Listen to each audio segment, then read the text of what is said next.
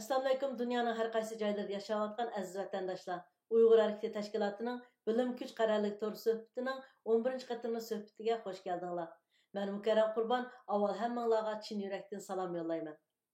Bugungi suhbatimizda Kanadada yashayotgan Uyg'ur ziyolisi, yozuvchi, Sahar va Cassini taxalluslari bilan nurg'un asarlarni yozgan hurmatli Gulshan Abduqodir xonim biz bilan birga. Hürmetli Gülşen Abdülkadir Hanım, bugünkü programımıza hoş geldiniz. Hoş buldum. Köpten köp rahmet. Bugünkü programıma beni kabul kılganınız için alayda rahmetini bildirme. Sizge köp rahmet vakit çıkarıp kelganingizga.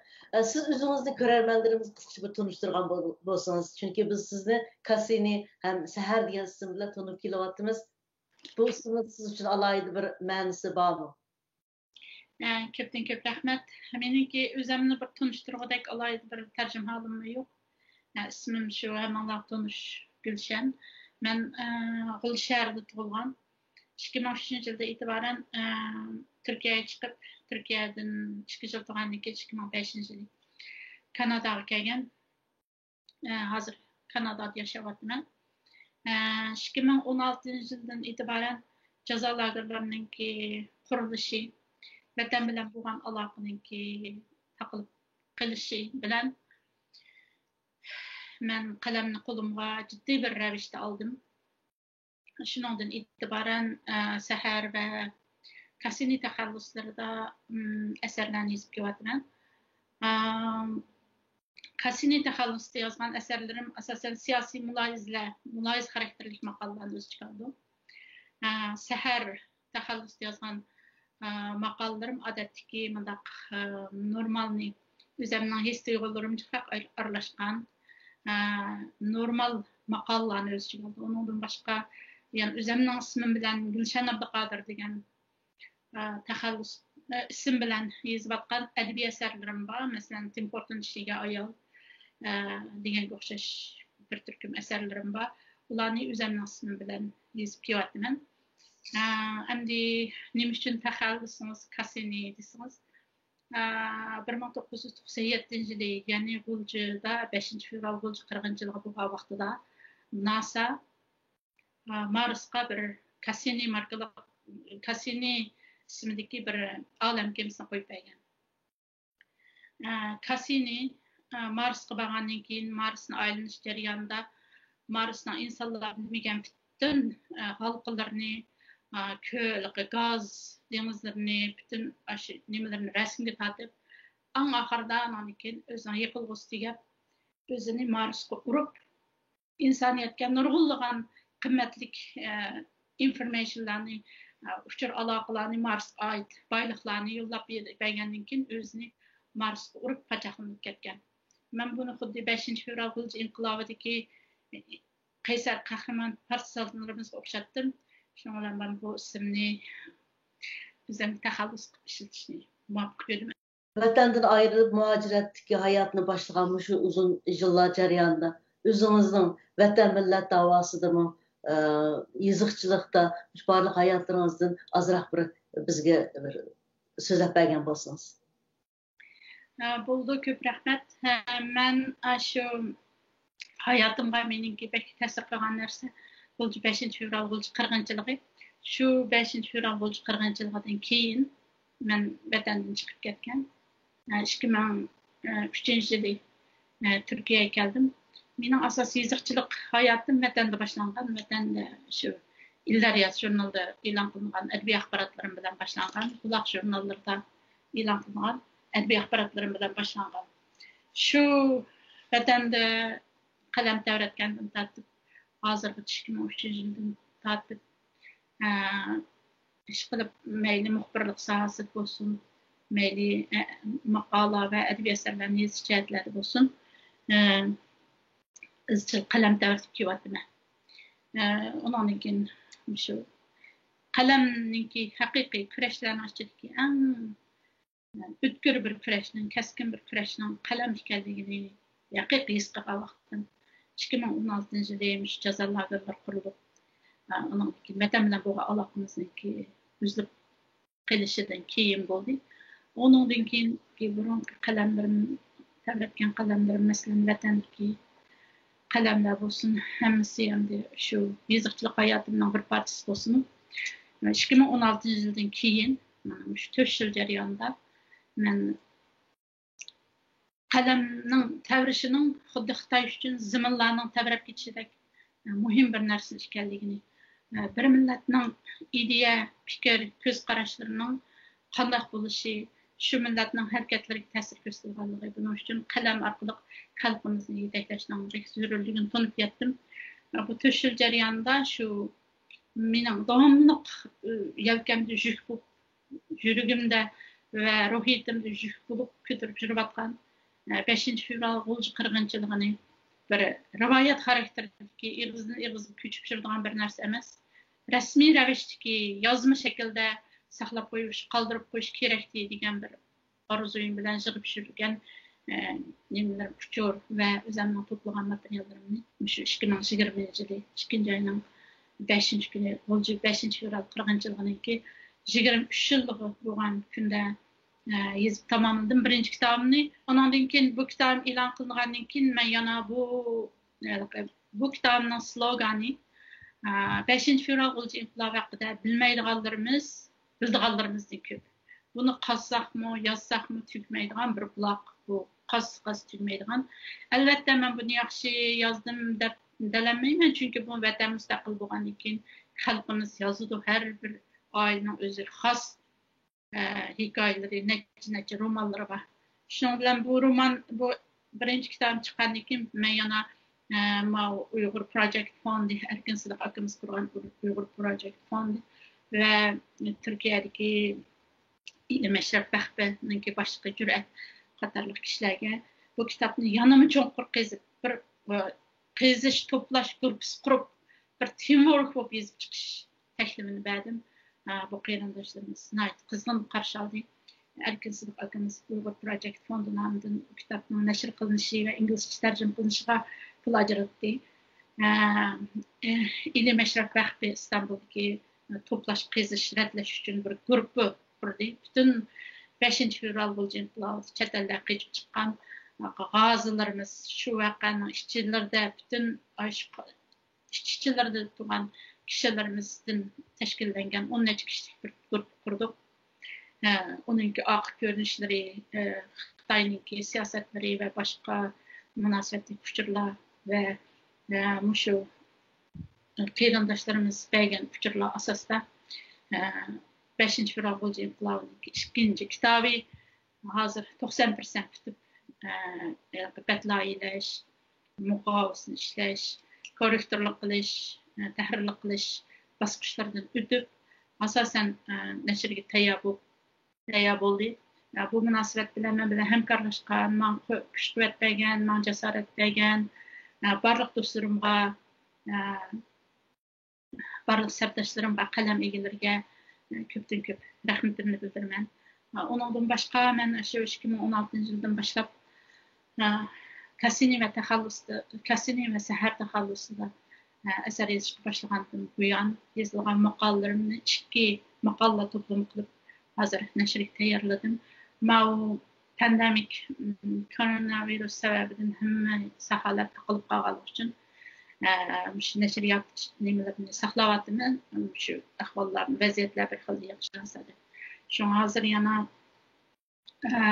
Timtas emas İstanbul nomli bir maqola to'plami. Ondan keyin Don Quixote ve Sancho Panza Uygurlar degan yana bir maqola to'plami hozir nashr qilinish oldida. Bu 6 yil, 4 yil meniki ham shu yozuvchilik hayotimda mulosolliq bir yilim deb qarayman.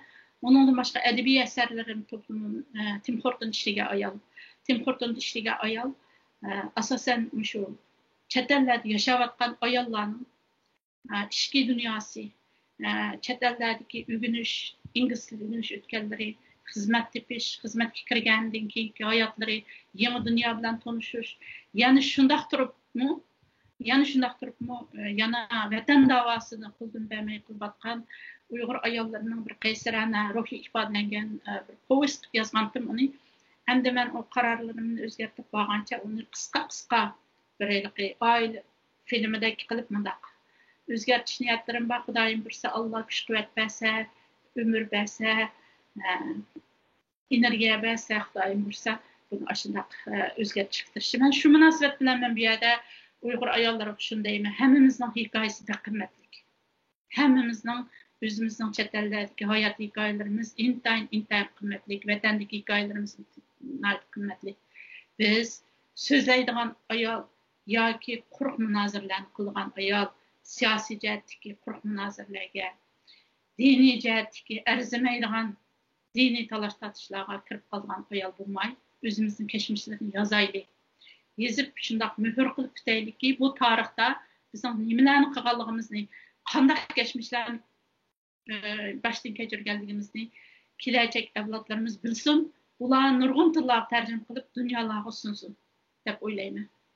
Hem de şu yazıkçılık hayatım müşahede geçecek. Muş muhaciratdagi hayat tecrübelerinizden yazıkçılık iktidarı bağ boğan ayollarımızın orundan dast turup yazıkçılık kılışı yoki ehmiyetli bir işlerini kılışı gerek deb o'ylamsizlar. Bu to'g'ri o'ylaganlaringiz bo'lsa, biz bilan o'rtoqlashgan bo'lsangiz. Ayollar Uyghur davasidagi bir jangovar bir kuch. Ayollarsiz bu Uyghur davasını endi tasavvur qilishga mümkün emas. Undaqda bundaq ayollar qanday yetildi degan vaqtida o'zimniki qiziqchilik jarayonida es qilgan ba'zi nuqtalarim bor, xatirlab qo'ygan. Birinchidan bir ayol eng avval o'ziga ishongan ayol bo'lishi kerak. Eng avval o'ziga cheksiz ishongan ayol bo'lishi kerak. O'ziga cheksiz ishongan vaqtida diniga cheksiz ishongan ayol bo'la oladi. Hamda o'ziga va diniga ishongan ayol ilqindek quruq mundaq ovorchilik qiladigan arzimas munozirlarning ichiga kirmaydi. Masalan, Yangi yil, Navruz, naqshi musiqa, har xil ranglar bilan hapilishib qolmaydi. Voy Navruzga borsak bo'lamdi, bo'lmamdi, halalmi, harammi, Yangi yilga borsak bo'lamdi, halalmi, harammi, naqshi musiqa, uningki ranglar bilan bundaq hapilishib qolmaydi. Meningki bir maqolam bor, Don Quixote va Sancho Panza Uyg'urlar deydigan. Shu Cervantesning Don Quixote nomli kitobini o'qigandan keyin olgan ta'sirotlarim nemisi yozgan. Don Quixote ashundaq bir obrazda to'xtamay shamol chiqaradigan choq bilaklar bilan, qo'y podilari bilan, baylarning yer ostidagi haraq sharab tunlarini dushman deb bilib, shularni pachoqlab, tashlab, urushib, shundoq ketadigan-da. Endi men shu qo'rqudek ahvollarni shu Don Quixote'lik deb qarayman bir xil. Masalan, o'ziga ishongan ayol, diniga cheksiz ishongan ayol, masalan, bir xristian qo'shnimni yo'qlab qo'ysam, qanday ular yomon bo'larmi, yo undaq bo'larmi, mundaq bo'larmi? Xristianlarning bir bayramlariga berib qo'ysam, bir mening dinimdan chiqib qolammi, do'zaxga kirib qolammi degan bunday xiyollarni o'ylamaydi. Chunki u dinining shunchalik qimmatli bir din ekanligini, shunchalik kuchli bir din ekanligini, insoniyatning dini ekanligini, uningki asos jon to'rigining go'zal axloq, insonlik, insonlarni xushal qilish va haq adolat ekanligini chin yuragidan bilgan ayol bo'ldi. Chunki bunday ayollar unda quruq munozirlarning qurboni bo'lib ketmaydi. Undan keyin Allohning ziminda bergan, Qur'onning ichida bergan oyatlaridan boshqa ziminda bergan, bizga bergan tabiat oyatlaridan intayin o'ziga kuch-quvvat olgan ayol bo'ldi. Masalan, ranglar. Allah yomg'irdan keyin bizga Hasan Husanlarni chiqarish orqali butun ranglarni o'zining suydiganligini iborat bir bishoratni berdi. Tog' daryolar, dengizlar, yer, osmon, ziminlarni hamsi qaraydigan bo'lsak, nurg'un ranglar bilan Allah bizga xo'shalliklarni berdi. Ozodliklarni berdi. Stresslarimizni, ruhiy ilqi bo'lgan xafalıqlarimizning hammasini tabiatga berib, mush go'zal ranglarga qarash orqali biz xo'shallik topamiz. Ma'lum bir rangning ichiga kirib edib, mush rangning ichiga kirsam men Allohga yaqin bo'laman deyish, bu insonlar o'zi yaratib olgan, chiqarib olgan narsalar. Bu din emas. Bu keskin qilib aytish kerakki, bu din emas. Bundaq narsalar bilan haqlashgan ayollar şu davrдagi xurofotlikni, quloqlikni, jaholatni din deb tashviqlayotganlarning neniga yo'q surpagan ayollar bo'ldi. Masalan, bundaq o'ziga ishongan ayol qanday paydo bo'ldi desangiz, o'ziga ishongan ayol kitob o'qish orqali o'zining his tuyg'ularini, energiyasini uşaq çəknimlərlə yağlı qınandaq çıxıbdı, mandaq çıxıbdı, doğrusu veribdi, yığıcılığı veribdi, mandaq, hep nimlər biləməz. Bütün diqqətini düşmənə qaratdı ayol buldu. Hazır concentration camp vətənin ahvalı intayın xətərlik. Gollandiyadakı qalbini nurlayan xanımınki bəgən dualıqlarını anlap gözlərimdən yaş çıxıb getdi. Bundaq ahval aslında özü işengen, dinlik işengen, kitap okuğan, özünü tərəqqi qıldırğan bir ayol bütün diqqətini aşı düşmenge, vətəndəki ahvallara mərkəzləşdirən buldu deb qarayman. Onundan keyin Uyğur ayollarından, məsələn, siz bir sual soruşunuz mümkün. Keləcək Şərqi Türkistan, müstəqil Şərqi Türkistan. Biz qandaq bir ayollarning qaytishini, chet eldagi ayollarning qandaq bir ayol bo'lib qaytishini umid qildi degan bir savolni soruşunuz mümkün. Shunday qilayman. Shu kelgusidagi Sharqiy Turkiston, masalan, vatan bizdan chet eldagi ayollar shunchalik bilimli, iqtidorli, mayli diniy jihatda bo'lsin, siyosiy jihatda bo'lsin deb o'ylaydi. O'ziga ishongan ayol kitob o'qish orqali barpo bo'ldi. O'ziga ishongan ayol diniga ishonish orqali barpo bo'ldi. Kitob o'qish va diniga chunqur 100% ishonish bir ayol kishini o'ziga ishongan ayol qilib yetishtirib chiqalaydi.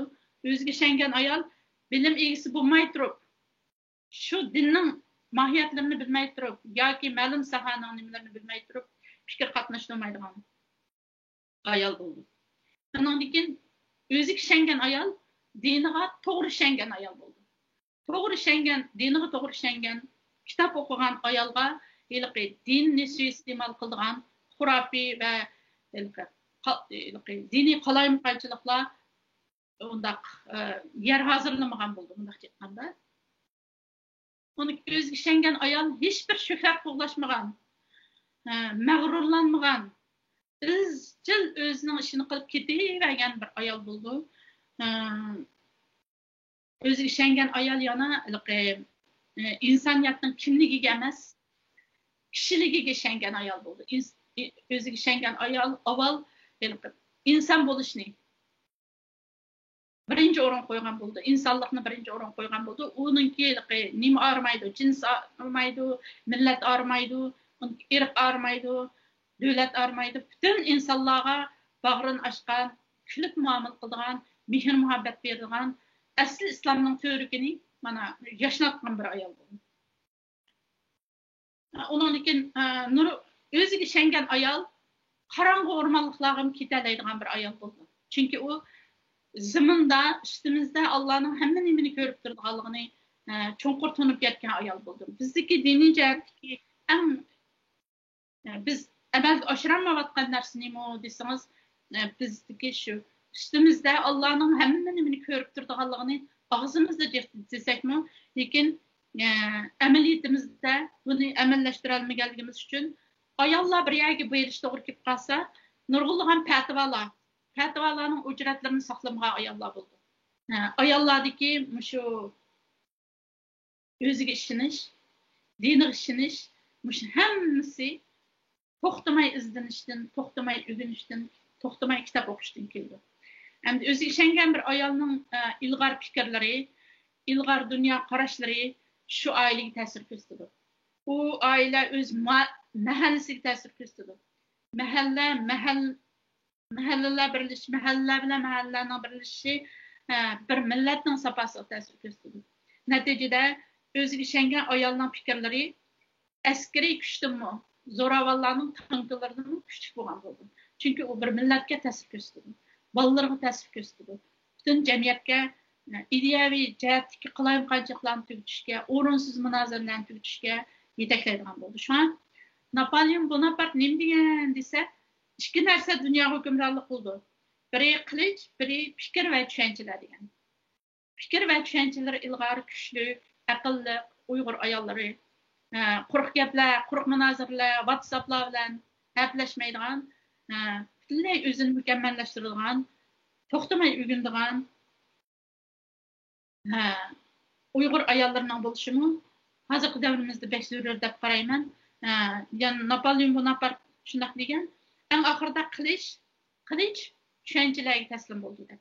İlgar fikir, ilgar tushunchalar, ilgar harakatga yetakchilik qilganligi uchun ayollarning ilgar tushunchalik bo'lishi yana kitob o'qishdan keldi.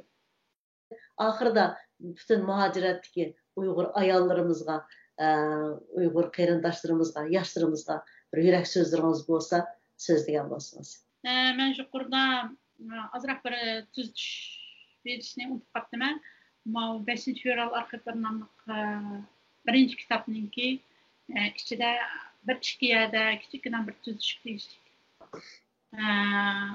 Ya birisi shu 5-fevral inqilob masaladagi partizan qahramon shahid Tursun Salayninki tug'ilgan yil oy kunida kichikina bir xatolik bo'lib qolibdi. Yani asli Tursun Salay 1968 yıl tug'ilgan. Bu 78 yıl bo'lib qolganmi, shundoq bir xatolik bor.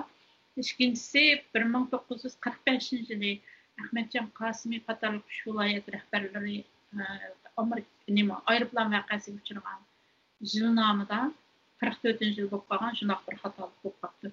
Buning uchun men o'qirmanlardan bu so'rayman, bundan keyingi chiqadigan nashrlarda buni tuzishga Şimdi Xudayim bilsa, o ikinci kitap 5-fevral inqilobiniki 24 yıllık münasebeti bilan nashrdan chiqdi.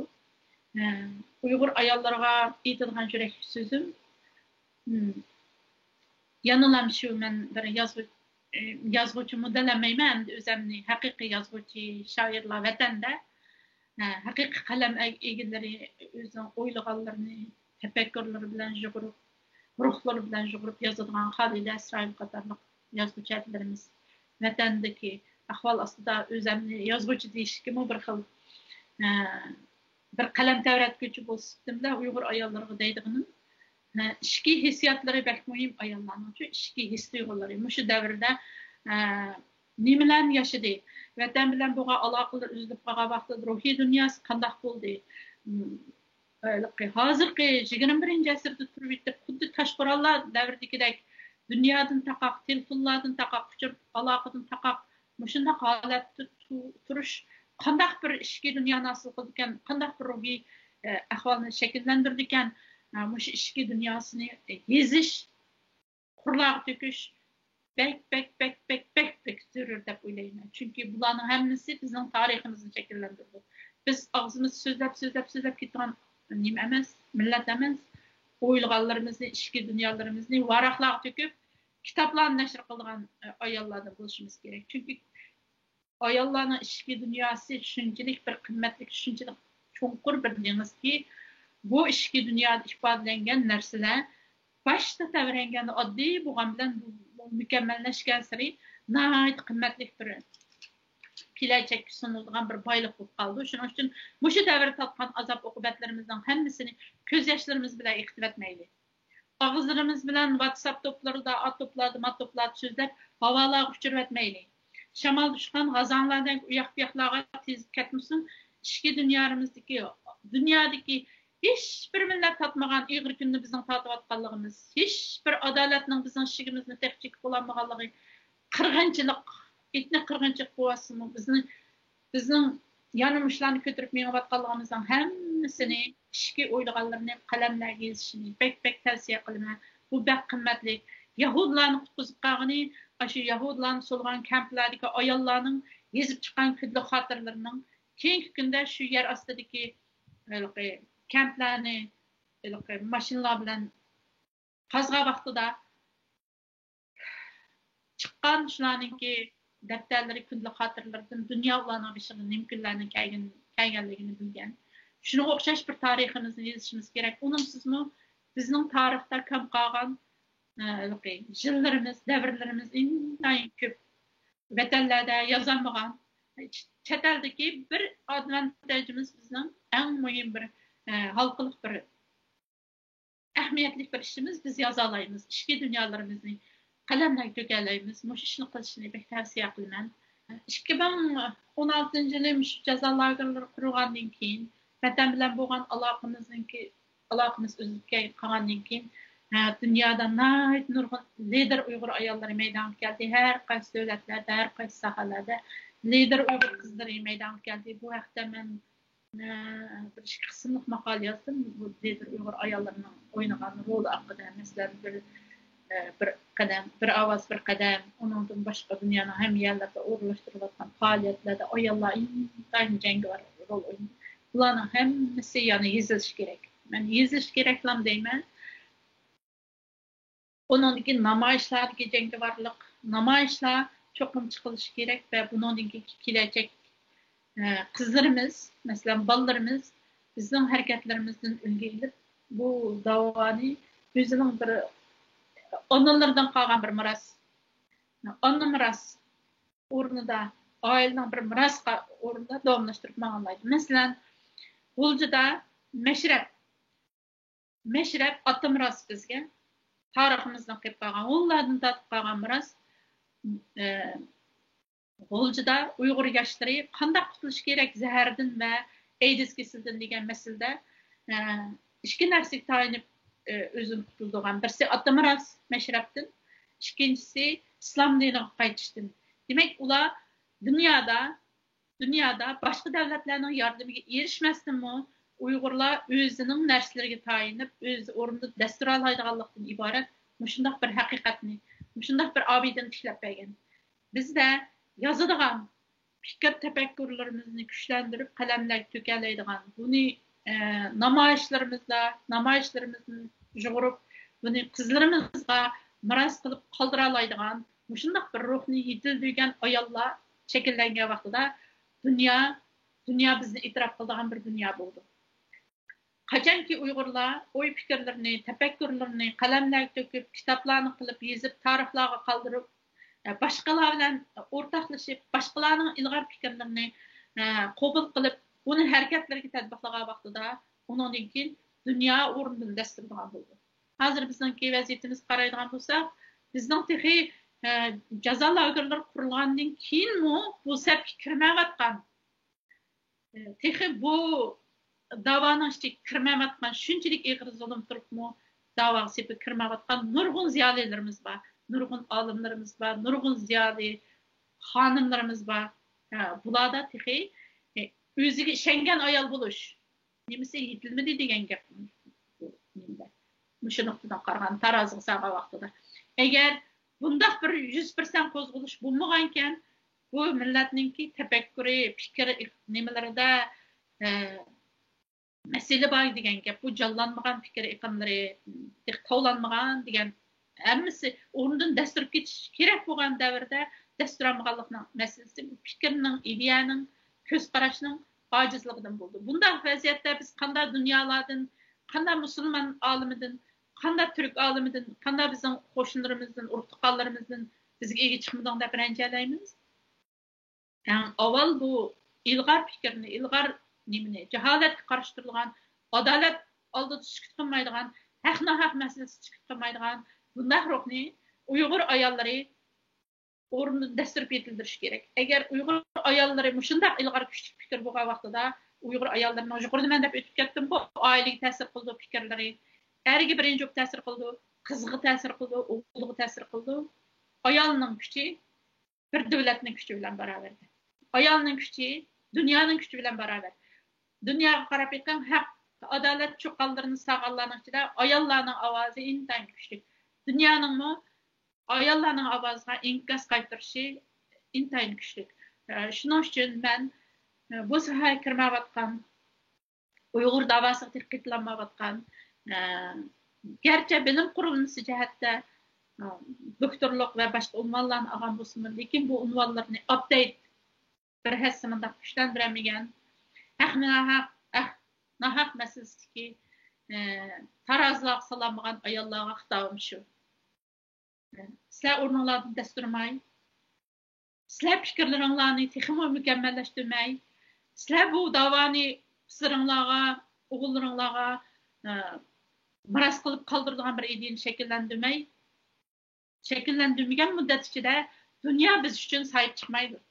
Bizning u yerga yetmey turib, biz musulmon dunyosidan, turk dunyosidan va boshqalardan ranjiydigan hech qanday haqqimiz yo'q deb o'ylayman. Yürek sözlerinizde kıyğanlarınızga özünüzge taalluq bolgan barlyk göz qaraş talepleriniz, yani Uygur ayallarımızda muhaciretdeki bolgan taleplerinizni biz bilen hemmimizle ortaklaşkanlığınız üçün köp rahmet. Sizin bundan keyinki hayatınızga, turmuşunuzga, bulupmu yiziqçılıktaki barlıkmış planlarınızga utuq dileymen. Qalımınız texmo ötkör güçlük bolsun. Özünüzge sağlık bulan. Köpten köp rahmet. Men sizge şundaq tilekten tileymen. Allah'a emanet olun. Allah'a emanet. Dedim çalışmak var diye yolumda. Dedim ötkürnüme, dedi kulumdu. Dedim satar mısın, o dedi yap.